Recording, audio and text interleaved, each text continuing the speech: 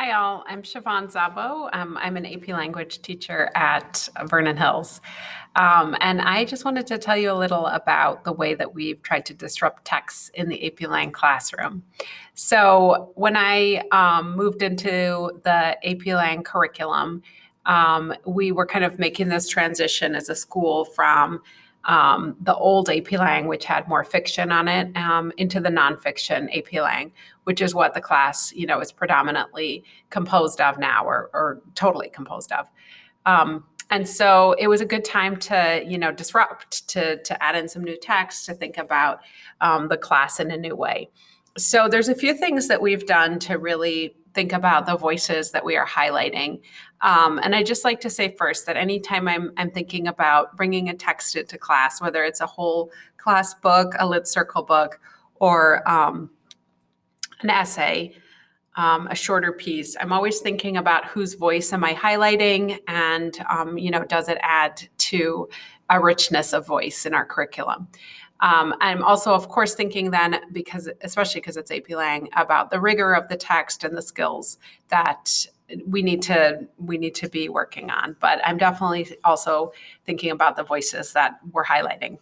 So for a whole class text, we have put Between the World and Me by Ta-Nehisi Coates in for rhetorical analysis. It's a wonderful text for that. He's certainly building a very complex argument that is controversial for some students. The rigor of the text is wonderful. It's definitely a challenge to closely read his writing, and it's a wonderful piece to rhetorically analyze. So the style is beautiful. So I would just, encourage you to think about putting a new writer, a newer text in that can meet the same skills that you've been working on. Rhetorical analysis is a third of AP Lang curriculum, and we work on it a lot with smaller pieces, right? With essays, with model pieces from the AP test, but it really is worth delving into a rhetorical piece like this that's a bit longer and that you can kind of grapple with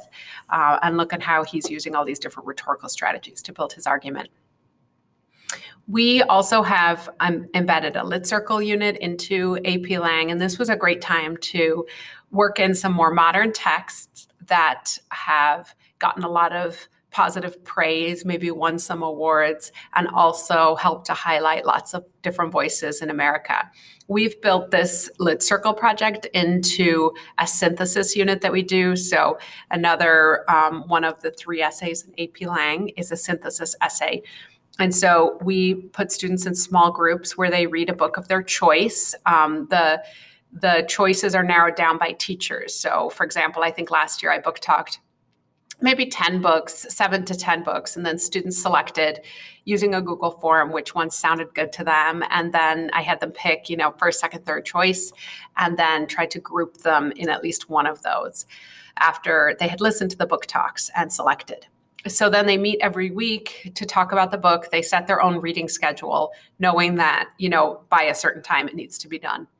They meet, they discuss. I sometimes have tasks for them that are more directed, but their ultimate goal is to create this project. And so they're always working on that. And the project is asking them to look for outside texts that connect to what this author is arguing. So, for example, Just Mercy by Bryan Stevenson is about the injustices and inequities in the criminal justice system. And so they can look at other texts. Some of them go to Bryan Stevenson's TED Talk. Some of them go to his criminal justice website and organization. But then they're also, branching out from that. They're reading articles about imprisoned people. They're reading about what other states are doing. They're looking at graphs and charts about the prison system. And so the goal is that they're finding all these different sources, a variety of type, length, content, but it's all centered around this, central claim and argument that the writer's making. And then they present that to the class I give them some options. So some created a podcast, some did like a book talk kind of video, and then some did a more traditional presentation with slides. So I gave them some options. But they, in this final project, have to synthesize, right? They're taking all these different texts that they have read and discussed, and I had them create an annotated bib where they were writing about the texts. And then in the project, they have to pull them all together. So they're practicing synthesis throughout this project. And again, this is just a great time to highlight some more modern voices that are wonderful and rigorous and important, but are opening their eyes to, the variety of texts out there, not just these kind of old traditional canonical texts.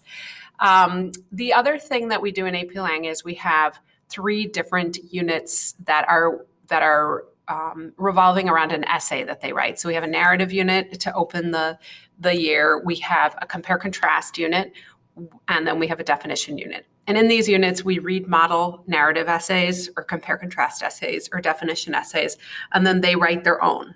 So I have found this a really great way to, again, work in non-white voices and voices that are not just a certain student's experience. So just trying for a variety.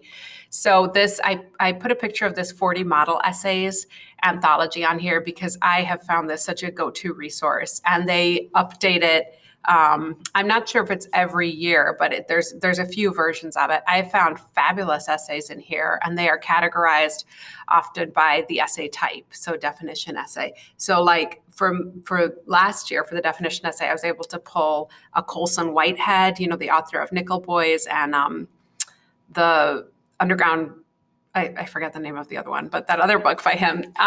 So I was able to pull his essay, The Loser Edit, which was great for definition. It was so good. Jamaica Kincaid's The Ugly Tourist was another one in there for definition.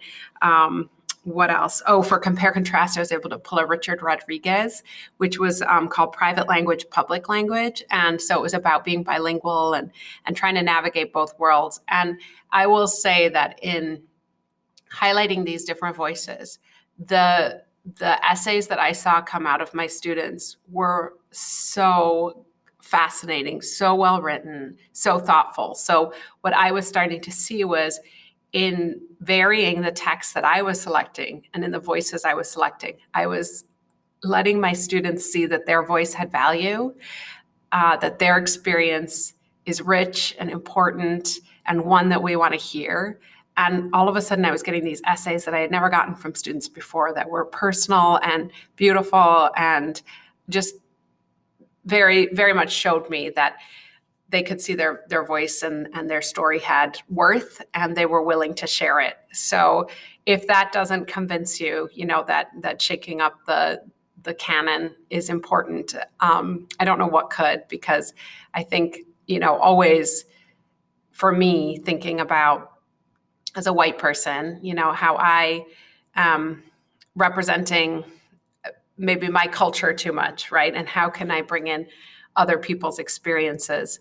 That has such reward for students, and I'm seeing that in what they're writing. So this has been a really helpful and productive and enriching experience for me as a teacher.